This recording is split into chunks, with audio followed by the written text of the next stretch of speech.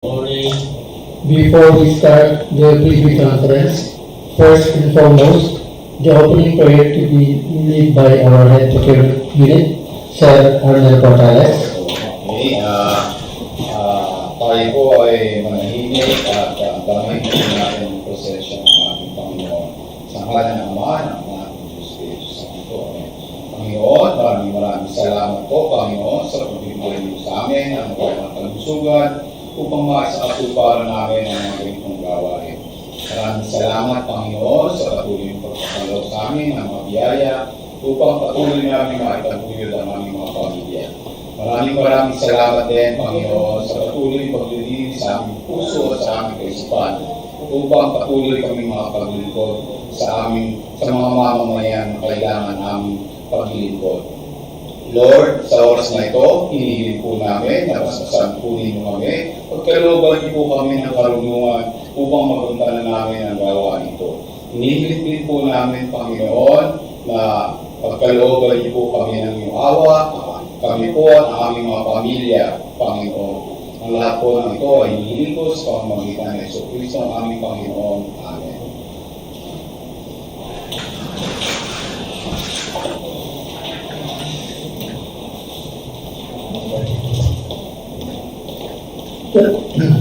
The Bids and Awards Committee back meeting for today, October 11, 2023, is now called to order.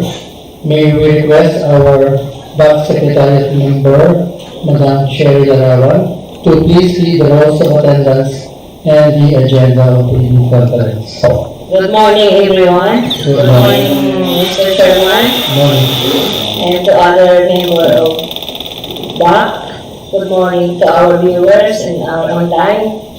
Our attendance for previous conference for contract ID 23EF 108 to 23EF 114. Sir Eugenio Orcaton, Chairman. Present.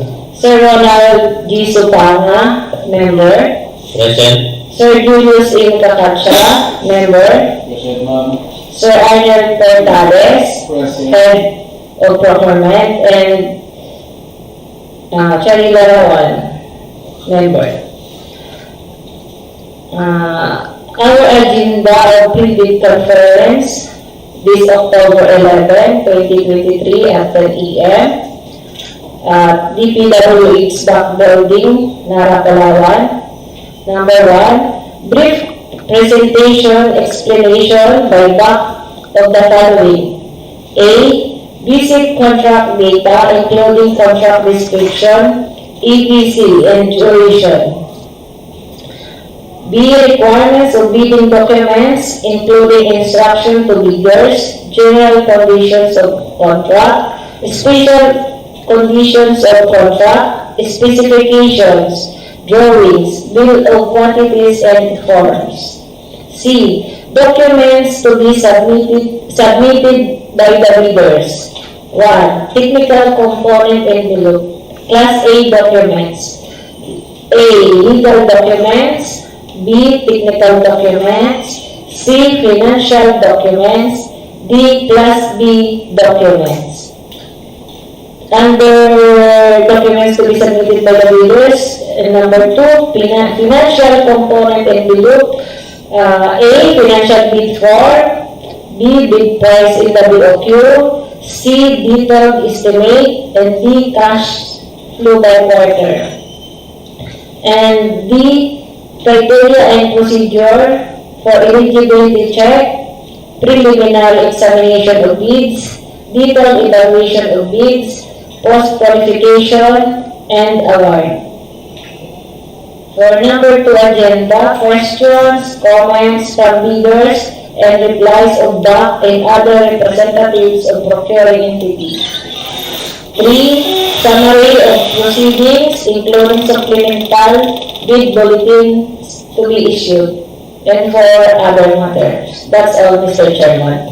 Thank you, Madam Chairman.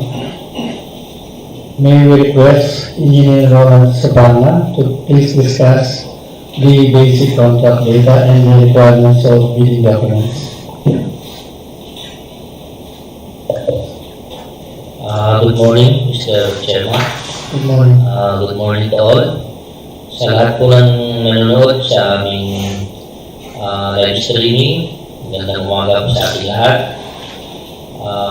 For the first agenda na i-discuss ay ito pong basic contract data ng itong projects na naka-schedule for bidding on October 25, 2023. So, meron po tayong itong projects.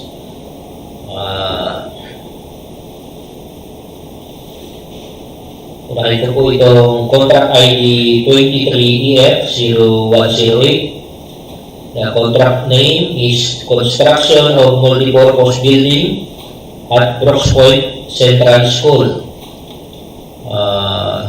Contract location, Poblacion District 2, Brooke Point, Palawan.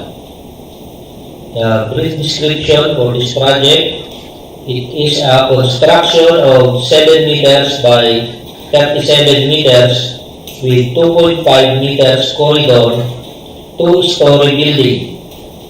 Ito po ay multi-purpose hall at ground floor and 3 classroom at the second floor.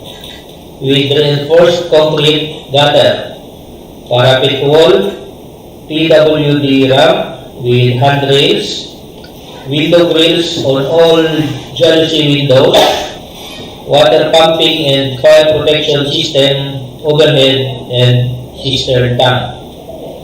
The ABC for this contract is 19,800,000. This contract is funded under FY 2023 BIP or the Basic Infrastructure Program. The contract duration for this project is 90 calendar days. The cost of bidding documents is 25,000 and the pickup license requirement is small b. The next contract is 23EF0109. The contract name is Construction of Multipurpose Building in Princess Urduja. It is located at Narra, Palawan. The brief description: it is a construction of 38.25 meters by 15 meters, 2-story building with 15.9 meters by 5.3 meters in transports with ramp.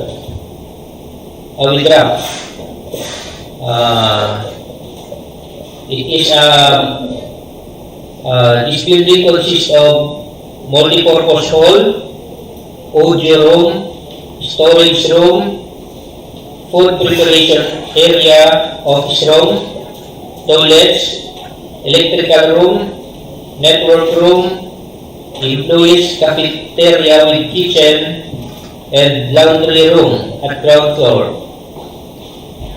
and overviewing balcony. 9 quarters and toilets at the second floor with solar LED light post, perimeter fence, and 3-chambered septic bowl. The ABC for this contract is 29,700,000.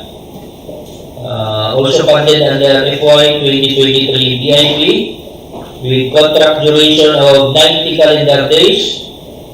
The cost of bidding documents for this project is 25,000 and the pickup license requirement is small b. The next contract is 23EF0110. The project title is Construction of Multipurpose Building at Barangay Bato-Bato. Project location at Municipality of Narra, Province of Palawan. The brief description for this contract: it is a construction of 10 meters by 20 meters, 2-story building with 3 meters by 5 meters and transports.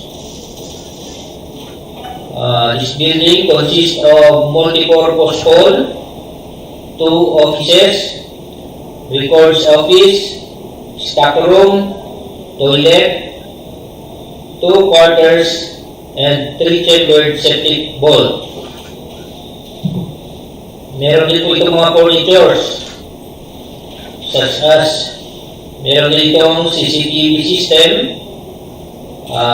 Ito po ay gagamitan ng yung ating bagong technology, replacement sa ating CHB, sa concrete hollow blocks, itong autoclave concrete wall o yung tinatawag ng AAC blocks.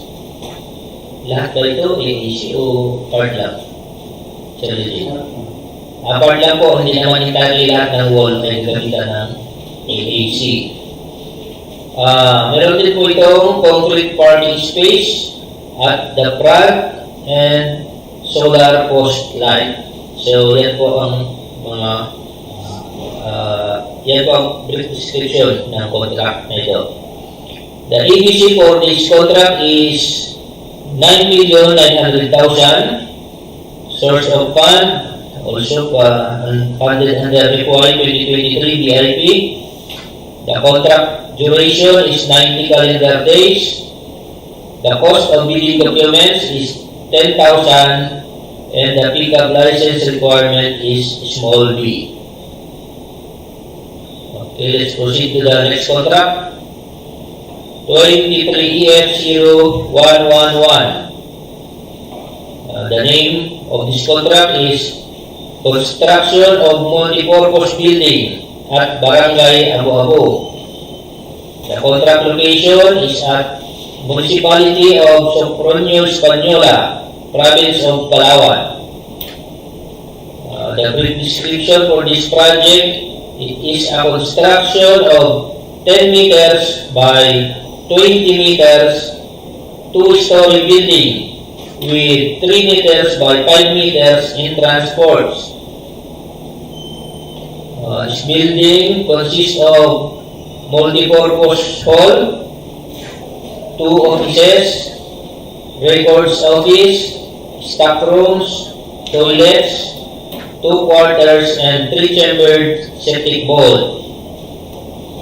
Meron din po itong mga furnitures, CCTV system, concrete parking space at the front, and 2 solar post lights. The ABC for this contract is 9,900,000. Source of fund, FY 2023 BIP. The contract duration is 90 calendar days. The cost of bidding documents is 10,000 and the pickup license requirement is small b. For next contract ID, 23EF0112. The contract name is Construction of Multipurpose Building at Barangay Marangas. The contract location is at Municipality of Bataraza, Province of Palawan. The brief description for this project, it is a construction of 10 meters by 20 meters, 2-story building with 3 meters by 5 meters in transports. This building consists of multi-purpose hall, 2 offices, records office, stock room, toilets, 2 quarters, and 3 chambered septic vault. Meron din itong furnitures, CCTV system, concrete space at front, and 2 solar post light. The ABC for this contract is 9,900,000. Source of fund is FY 2023 BIP under General Appropriations Act of 2024. The contract duration is 90 calendar days.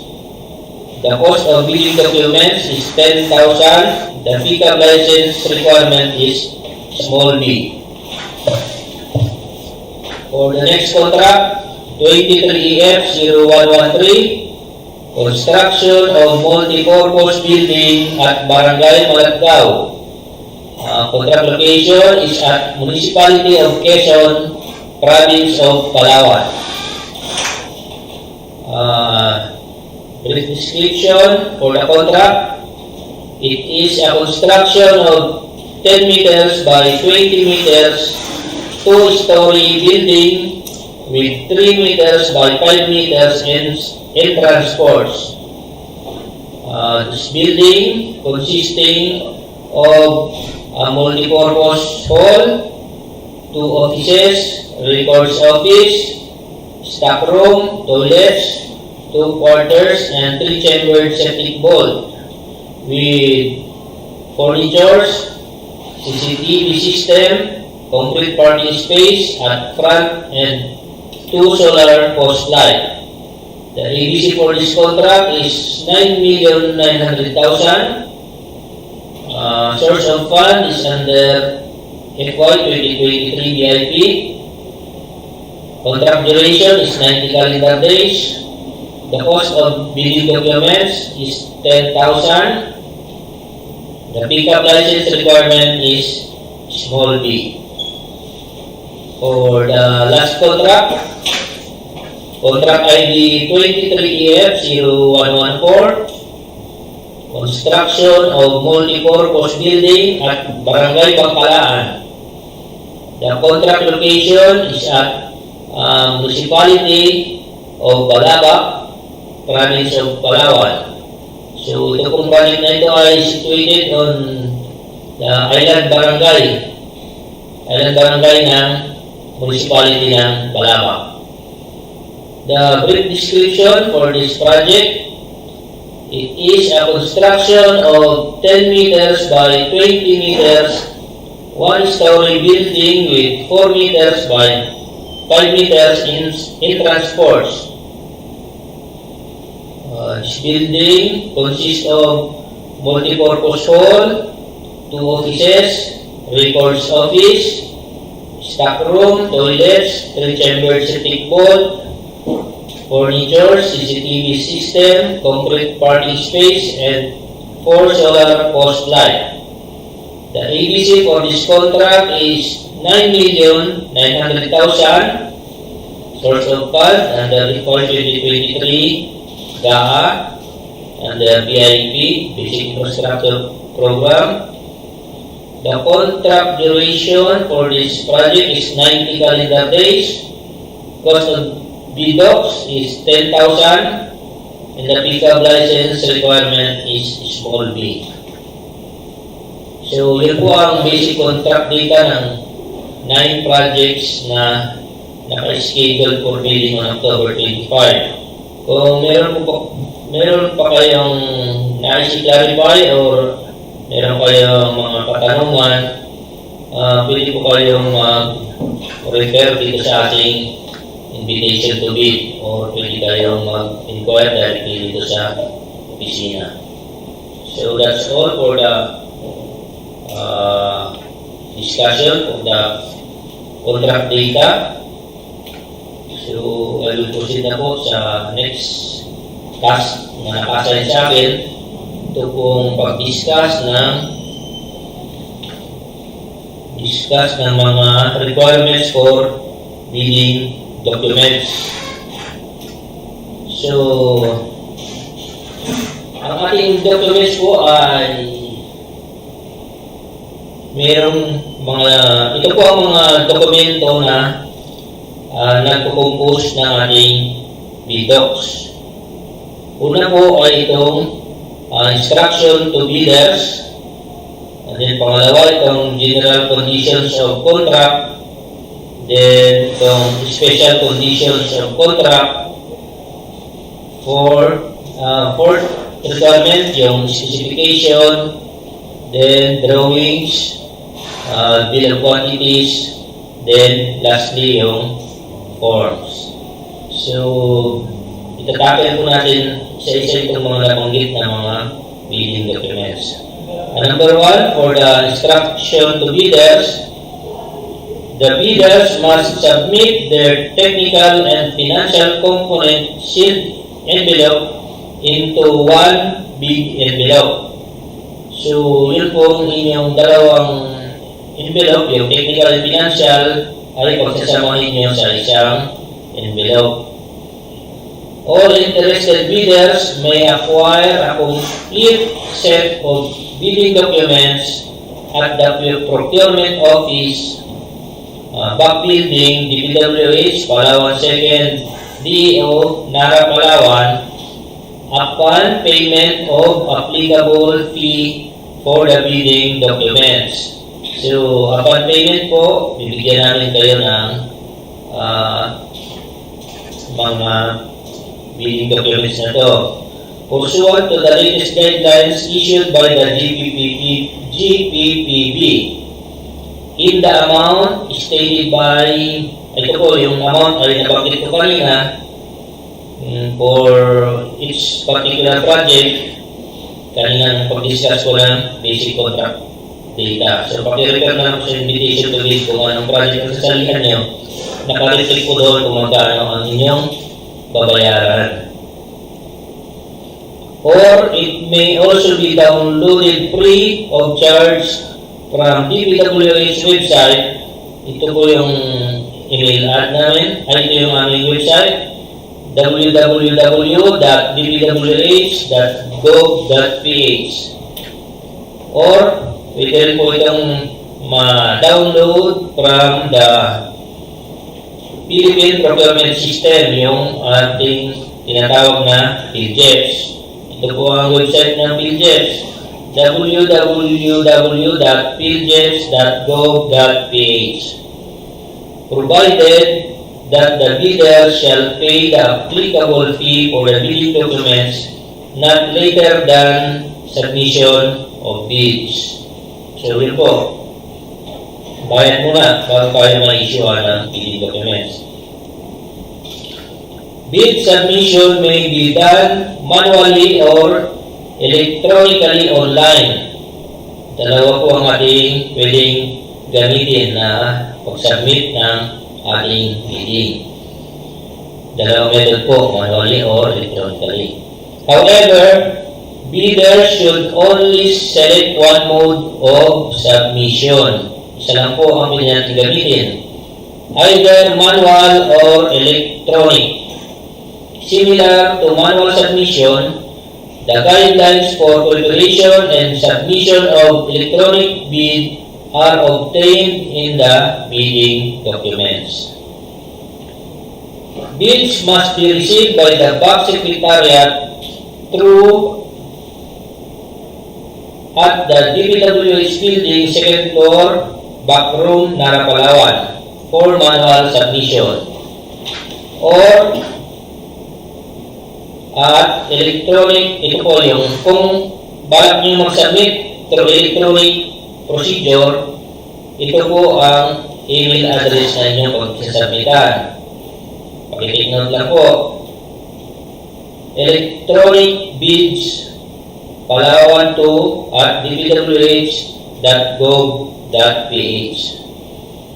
All bids must be accompanied by bid security in any of the acceptable forms and in the amount stated in the invitation to bid clause 16. The bid opening shall be on, nabanggit ko kanina, October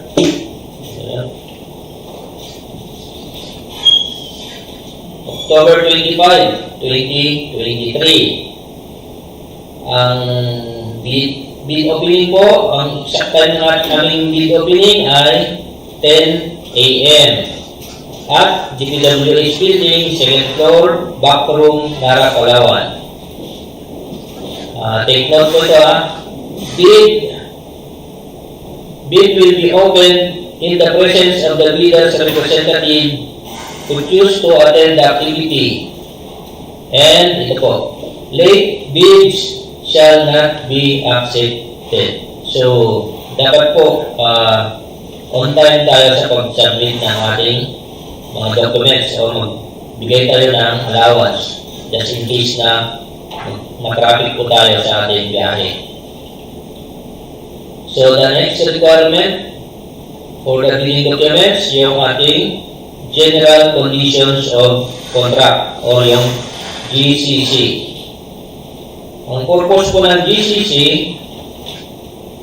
is to provide standard terms and provisions of the contract applicable in all contracts in general without detailed information and data specific to the contract at hand. The GCC defines the contractual requirements and obligation of both the procuring entity and the contractor at hand. Obligation of the procuring entity is to provide you with the plans, inspections, and tests. Ito naman po ang sa part nyo, contractor's obligation. Take note po, number 1 is to carry out works per contract in accordance with the plans and specifications within contract durations. And number 2, the contractor shall employ the key personnel indicating their designation in accordance with Invitation to Bid Clause 10.3 and specified in the BDS to carry out the supervision of work.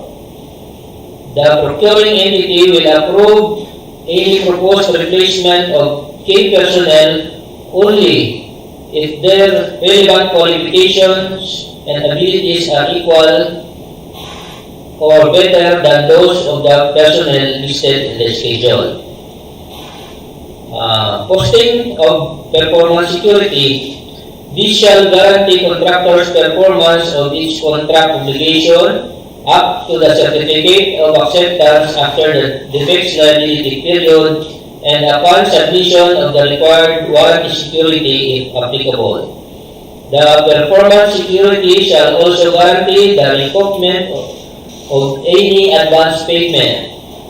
It must be posted in favor of the procuring entity and shall be forfeited in the latter's favor if it is established that the winning bidders is in default in any of its obligations under the contract. The GCC shall remain unchanged. For the special conditions of the contract, the purpose po ng special conditions of the contract is to provide contract-specific information in relation to the corresponding clauses in the general conditions of the contract. The SEC shall specify contractual requirements linked to the special circumstances of the procuring entity and works procured.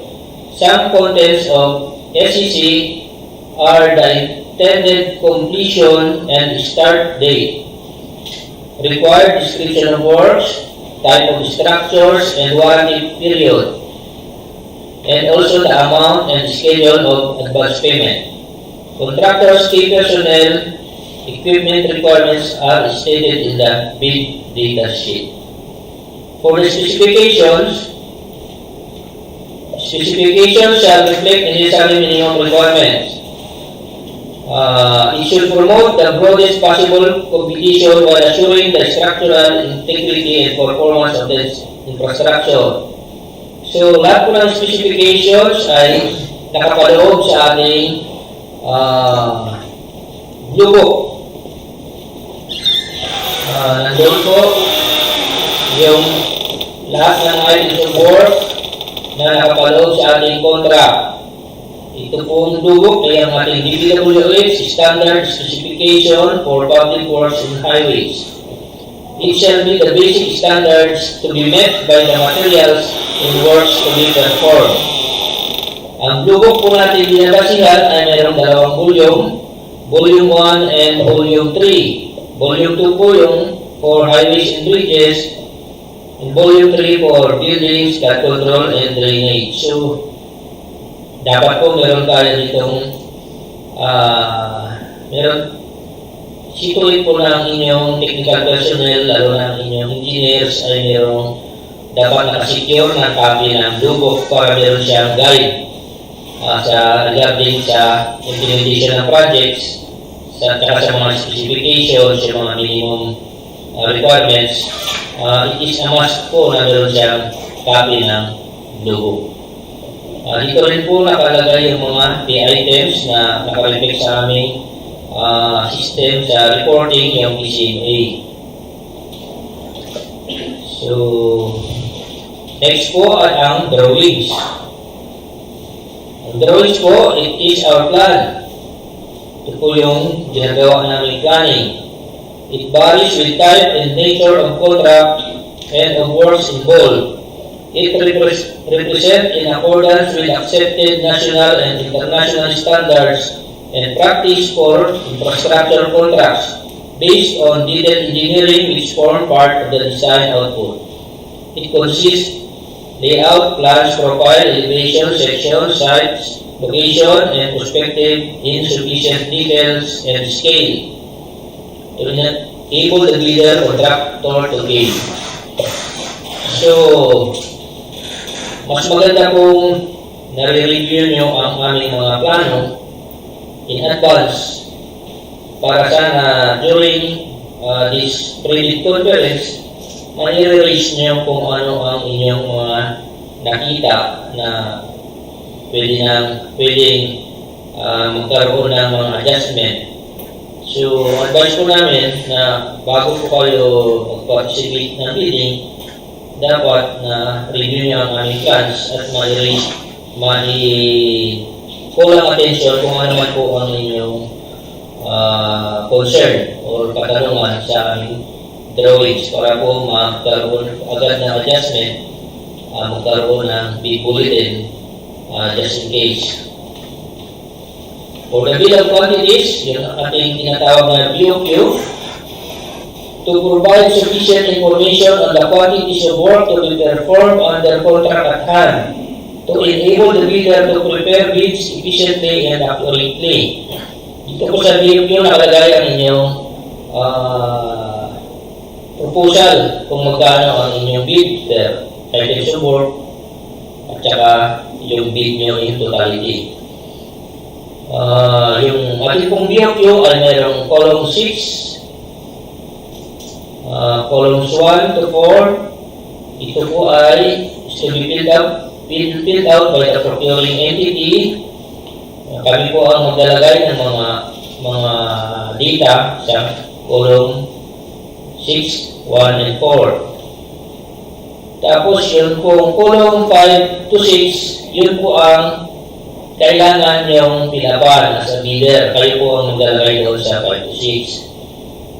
The bidder shall not change the entries under the pay item, which is column 1.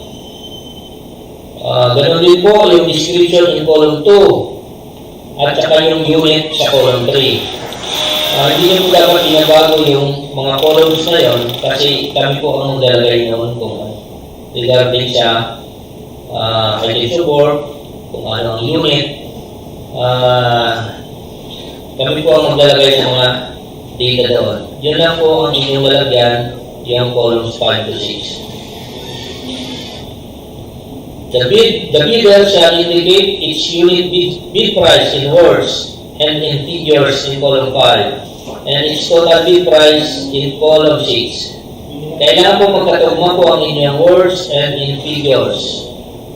Lately po, i-discuss yan, hindi nagkakat siya tungkol po dyan sa just in case na mayroong discrepancy kung ano ang mag-govern.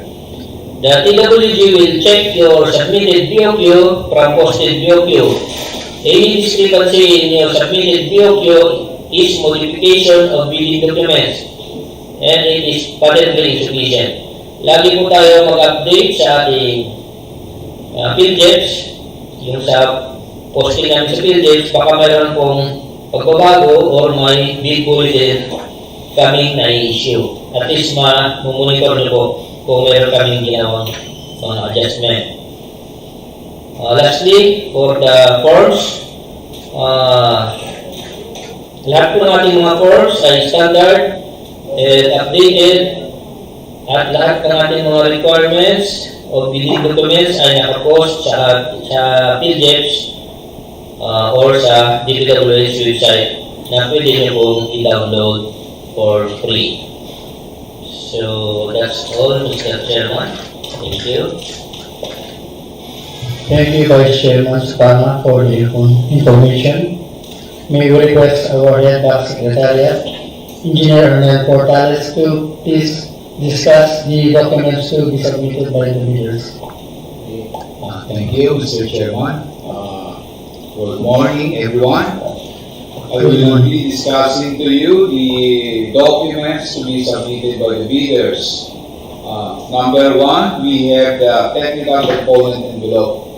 Under po dito yung Class A documents wherein we have the legal documents, technical documents, financial documents, and Class B documents. For legal documents, we have the valid purchase registration certificate, platinum membership, complete 3 pages, and the second document is the registration certificate from Securities and Exchange Commission, Department of Trade and Industry DTI for sole proprietorship or cooperative development authority CDA for cooperatives or its equivalent document. And number 3, we have the mayor's or business permit issued by the city or municipality where the principal place of business of the prospective bidder is located, or the equivalent document for the exclusive economic zones or areas. And number 4, we have the tax clearance per EO number 398 series of 2005 as finally reviewed and approved by the Bureau of Internal Revenue. Let's go to the technical documents. First is the statement of the prospective bidders of all its ongoing government and private contracts, including contracts awarded but not yet started, if any, whether similar or not similar in nature and complexity to the contract to be bid. Lagi po natin tatandaan na i-disclose po natin yung lahat ng ating mga contracts as compliance to the requirement. And number 2, statement of the bidder's single largest completed contract, SLCC, similar to the contract to be bid, except under conditions provided under the rules. The contractor's LCC must be at least 50% of the approved budget for the contract to be bid. Kailangan po ito ay at least 50% ng ating bibid. And number 3, we have the Philippine Contractors Accreditation Board pickup license or special pickup license in case of joint ventures and registration for the type and cost of the contract to be bid. The bidders are also reminded to check the validity of their license, particularly, especially in the civil works application. And number 4, original copy of bid security, if in the form of a surety bond. Submit also a certification issued by the Insurance Commission or original copy of notarized bid securing declaration. And the next is project requirements, which shall include the following. Letter A, organizational chart for the contract to be bid.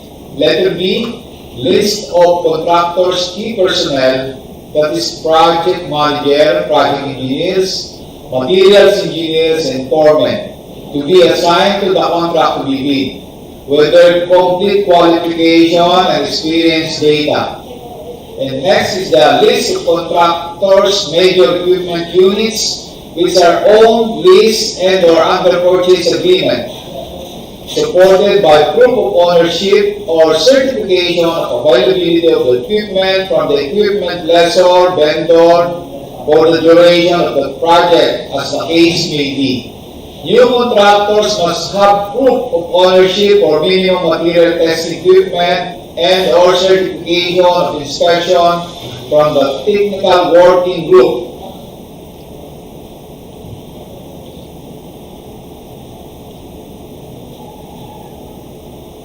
Ito lang po, ang ilalagay lang po natin doon ay yung minimum equipment, yung equipment requirements po para doon sa project. Huwag na po natin ilagay lahat ng ating mga equipment para hindi masyadong marami. Okay, and next po is original duly signed omnibus source statement, OSS, complete with 10 statements. And if applicable, the original notarized secretary certificate in case of a corporation, partnership, or cooperative. Or original special power of attorney of all members of joint venture giving full power and authority to its officer to sign the OSS and do acts to represent the bidder. And next po is yung ating financial documents.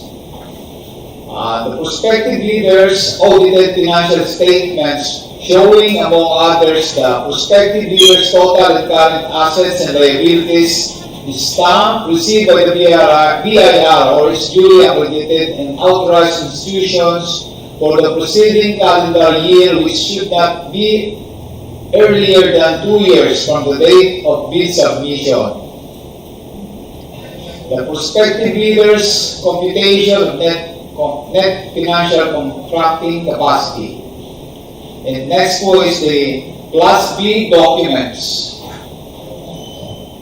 If applicable, duly signed joint venture agreement, JVA, in accordance with RA number 4566 and its IRR. In case the joint venture is already in existence or duly notarized statements from all the potential joint venture partners stating that they will enter into and abide by the provisions of the GBA in the instance that the bid is successful. And pumunta na po tayo dito sa ating financial component envelope. And number 1 po dito is yung original duly signed and accomplished financial bid form. And number 2 po is original of duly signed bid prices and the bill of quantities.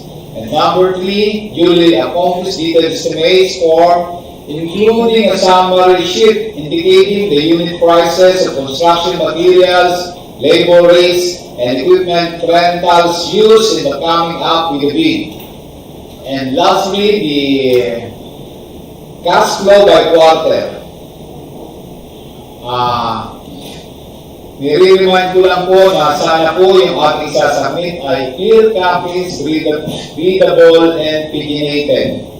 And huwag po natin kalilimutan yung pong sign ng ating bidders. Lahat po ng dokumento kailangan may firma yung ating bidder. Kung sino po yung authorized managing officer.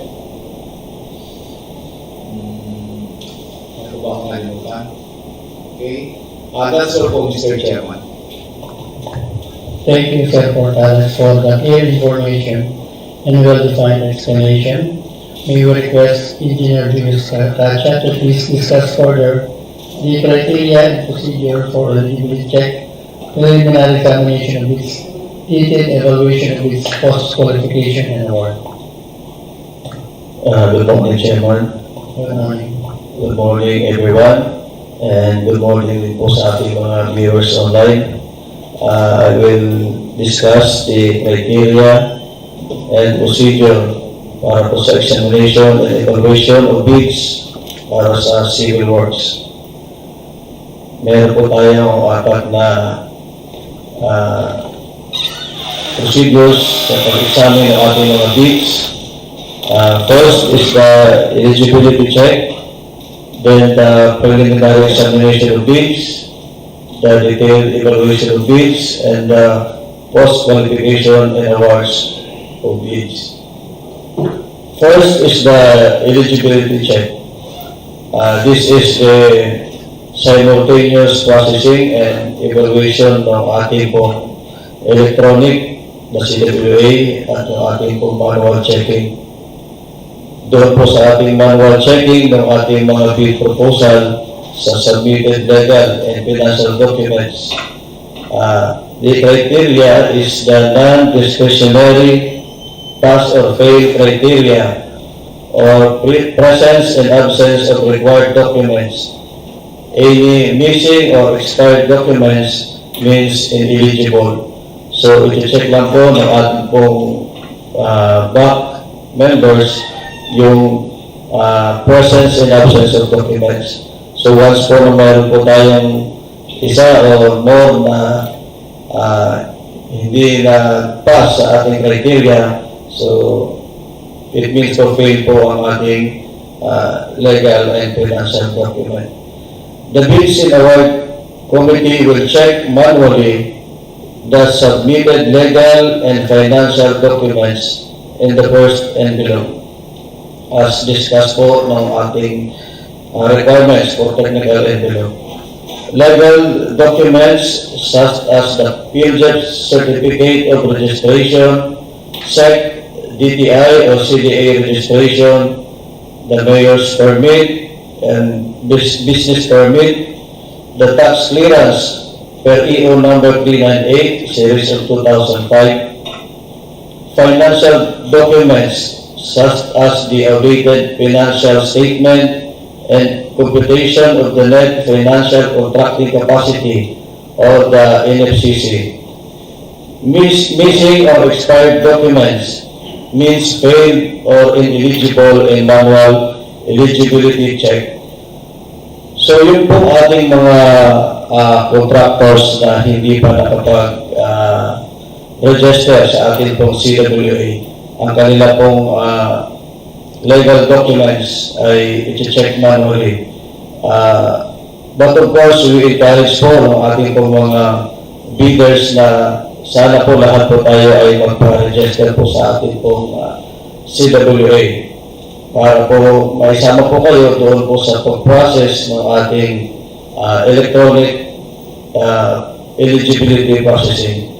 So yun nga po, simultaneously, pinaprocess din po yung ating pong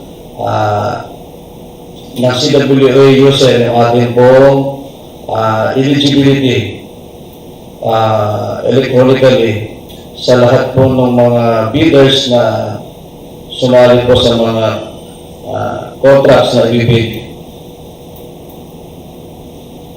The bids in award committee will submit the list of bidders who submitted their bids to CWA.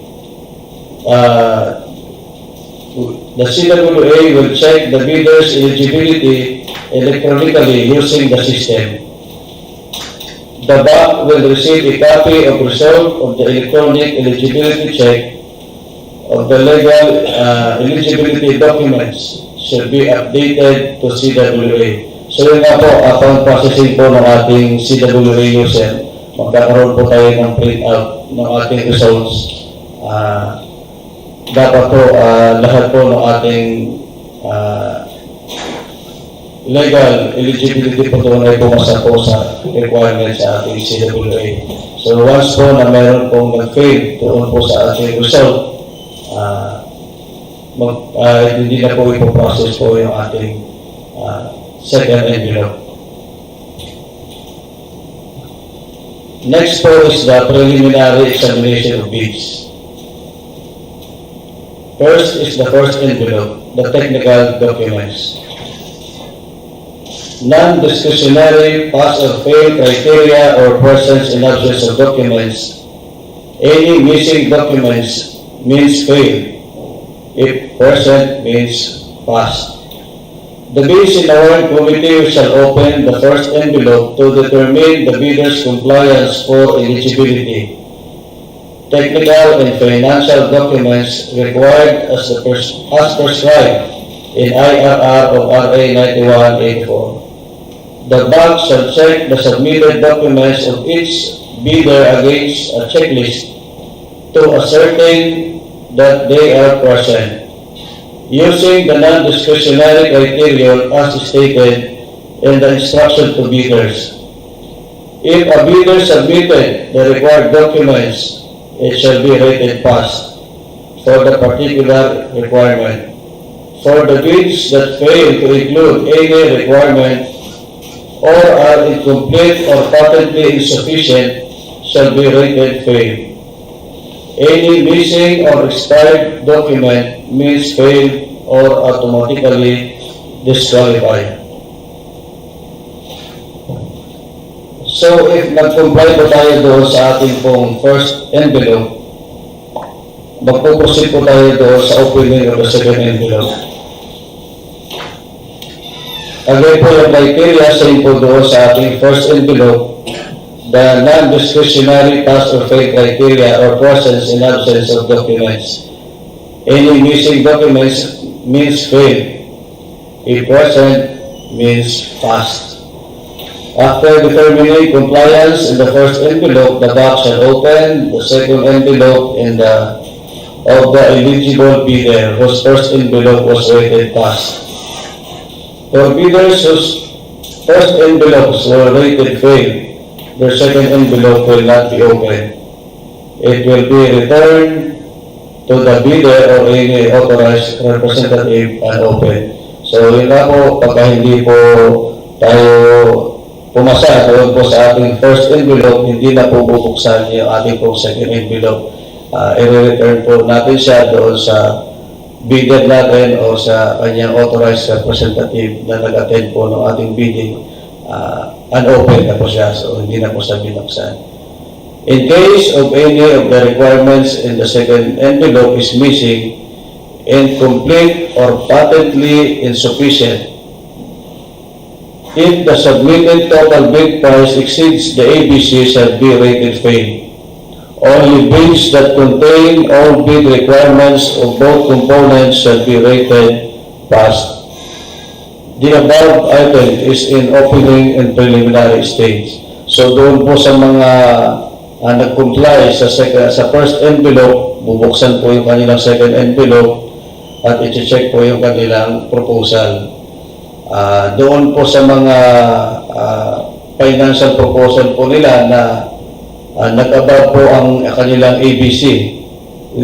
Mas mataas po yung kanilang bid proposal sa ating pong ABC.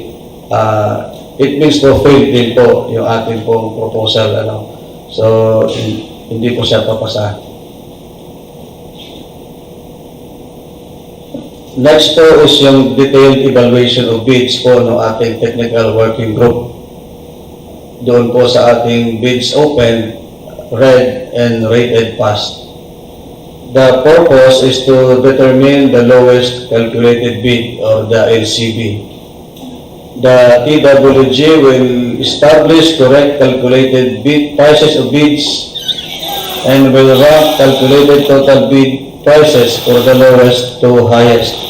So doon po sa ating mga bidders na pumasa sa first and second envelope, i-check po ng ating TWG yung kanila pong bids. The completeness of bid, all blanks in bid forms were properly filled up. So yung pong ating bid forms, i-check po natin kung yun po ba lahat ay na-fill up ng maayos. No. The back TWG will check all the required items and bidding documents. This includes the unit price or cost of item doon po sa ating BOQ ng 5 and 6. Doon po sa ating columns ng 5 and 6, dapat po properly filled up po siya. Nakalagay po dito na placing no price, column not filled up or no amount offered failed to place a price for the item of work is considered as a non-responsive. While specifying is zero or dash, it is offered for free is responsive. So doon po sa ating column 5 and 6, hindi po natin siya dapat nililip na blanks. No? Kung sa tingin po natin is i-offered natin siya for free, or wala ho tayong bid, dapat po nilalagyan po natin siya ng 0 or dash. Kapag hindi po natin siya na-comply, it means po fail po ang ating bid proposal. Minor arithmetical corrections in case of discrepancies. So doon po sa ating sa ating column 5 and 6 ulit, pagka mayroon mo tayong mga nagkaroon ng typographical or clerical error, the bid price in figures versus the bid price in words. So pagka nagkaroon mo ng discrepancy, yung ating figures saka sa ating pong in words, ang magpiprevail po ay yung ating in words.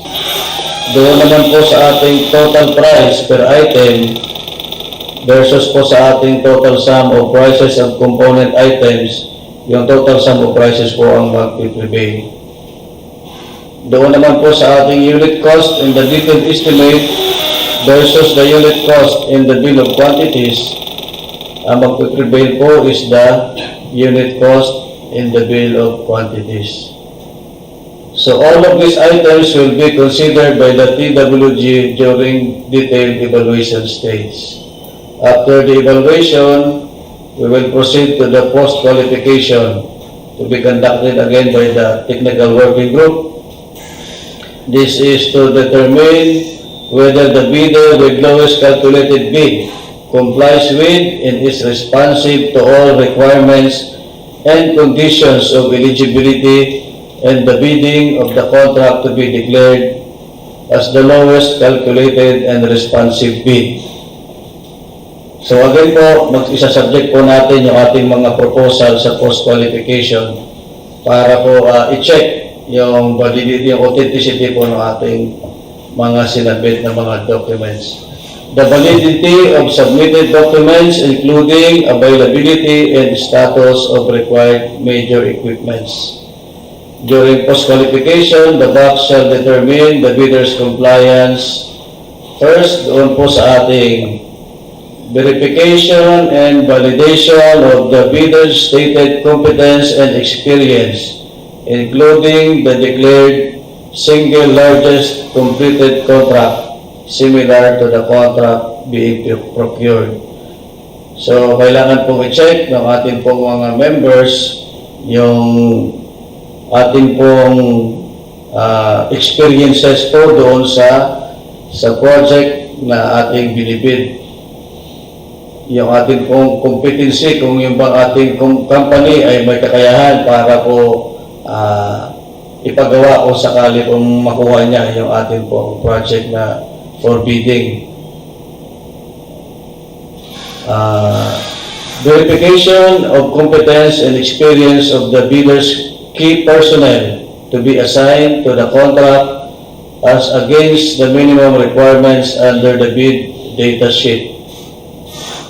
If the proposed key technical personnel is an employee of the bidder and working on another project at the time of the bidding, the bidder shall submit a certification that the personnel will be pulled out from the ongoing project once the bidder is awarded to the contract. That he or she will be replaced with another person with equal or better qualification as certified by the head of the implementing office, pursuant to Department Order Number 9, Series of 2012. The proposed key personnel and replacement must be named in the bidding document. Next is the verification of availability and commitment or inspection and testing for the required capacities and operating conditions of major equipment units to be owned, leased, under purchase by the bidder for the use of the contract under bidding. So dito po, i-check din po ng ating pong working group, yung pong mga equipments, major equipments na ating pong pinled sa ating pong bid proposal. No? Kung yun po ba ay yung validity po ng kanilang mga documents is ano siya, like yung ating pong mga equipments, kung yun po ba ay mga condition pa siya para po gamitin sa project natin, no? Kung yun po ba ay binili ng ating contractors, na kung yun po ba ay kanilang list, under list contract. So, i-check po natin kung talagang nag-execute po sila ng list contract doon po sa may-ari ng mga sasakyan na maaaring gamitin po nila pagka nakuha nila yung project. So, next po is the checking the performance of the bidder in its ongoing government and private contracts. If any of these ongoing contracts shows a reported negative slippage of at least 15% in a single contract. So pagka meron ho kayong isang project na meron ho kayong delay or negative slippage na 15% sa ongoing project po ninyo, grounds po ito for disqualification. A reported negative slippage of at least 10% in 2 or more contracts. So kung meron po kayong dalawa o more than that na ongoing project na negative slippage, ground din po siya for disqualification. Failure of the contractor to commence repair works on ongoing contracts within 7 days, to complete them within 30 days after the receipt of the procuring entity's notice of defects and deficiencies. So doon po sa ating mga ongoing projects, pagka po tayo ay nakatanggap po ng notice ng ating pong mga defects or deficiencies na kailangan nating i-correct, dapat po ay ma-acknowledge po natin siya 7 days to complete them at matapos siya within 30 days. So dapat po, pag na-receive na natin yung notice, within 7 days, mayroon po tayong action taken at matapos po siya within 30 days. If failed to do so, again po, grounds po siya for disqualification. Next is the failure of the contractor to commence repair works on the contracts with pending certificate of acceptance within 30 days and to complete the works within 90 days after receipt of the procuring entity's notice of defects and failures. So doon naman po ito sa ating mga projects na nakapag-final completion na po tayo. After 1 year, naka-warranty period po tayo. Once po na nagkaroon ng defects and failures, magno-notice po sa atin yung ating procuring entity at pag na-receive po natin within 30 days, dapat po makapag-comply po tayo doon po sa mga kailangang gawing repair works at matapos po siya within 90 calendar days. So again po, pag hindi po natin ito na-execute, grounds for disqualification. Substandard quality of works as per contract and specifications. So baka po meron tayong mga ongoing o mga natapos na project na substandard po siya, na hindi po siya pumasa doon po sa ating specifications, maaari din po siyang ground for disqualification. Unsatisfactory performance of the contractor's obligations as per contract terms and condition at the time of inspection. So ito rin po, ground din po siya for disqualification. And of course, the liquidated damages currently imposed on the contractor. So pagka mayroon po tayo liquidated damages, lalo na po if more than 15% siya, maaari din po siyang maging grounds sa inyo for disqualification. Next po is the result of the contractor's performance evaluation system or the CPES should also be considered by the concerned BAC in determining the responsiveness of the contractor's bid before any award of the contract can take place as stated in item 12.5 Annex E of the 2016 revised IRR of RA 9184.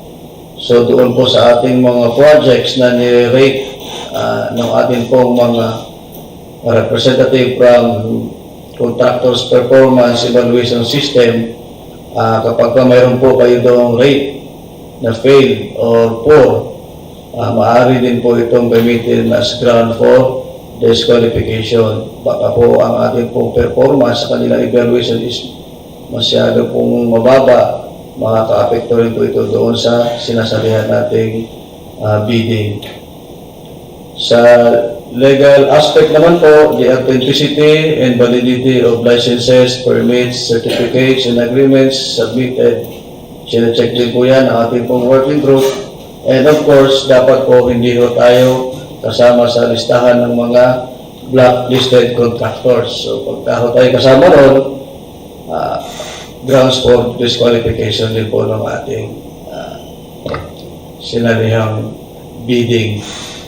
And the last is the award.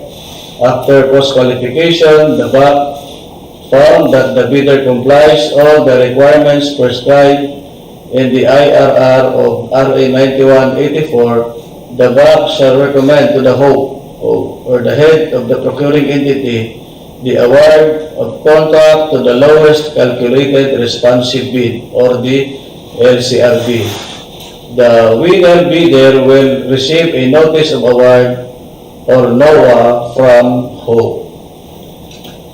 That's all, Mr. Chair. Thank you. Thank you, Engineer Kakacha. Well spoken, well done. Since wala po tayong leaders na matay ng briefing conference sa back conference room, we will now proceed on the next agenda. For the summary of proceedings, the back chairman shall convene the Bids and Awards Committee members to conduct the bid opening of the following activities. The first activity is to conduct the preliminary examination through electronic bid submission, then manual checking follows by determining the presence of each of the required documents in the technical proposal against the checklist to ascertain if they are all present. Using a non-discretionary pass-fail criteria, determine if overall the technical component of the bidder pass or fail. Announce the results of the preliminary examination of all technical components, both compliant and non-compliant, followed by eligibility checking. This is done electronically through the DPW Civil Works Application, CWA. Determine eligible bidder and ineligible bidders through electronic processing of bidders' capability and contractors' information versus contract requirements in contract profile. The next activity is to conduct preliminary exam by determining the presence of required documents in this financial component versus the checklist. Determine if overall the financial component of the bidder passed or failed. Announce the results of the preliminary examination of the financial envelopes with overall rating, passed and failed. And finally, the head back secretariat shall read the total bid prices and bid security of the bidders found passed for both technical and financial proposal requirements and enter the information in the abstract of bids as read. Engineer Portales, do you have supplemental bid bulletins issued? As of this day, wala pa tayong bid bulletin. Dito lang kung magkakaroon tayo. Kung sakaling magkaroon, i-focus lang natin sa ating field service and DPW's website. Noted. This ends our pre-bid conference. The back meeting is now adjourned.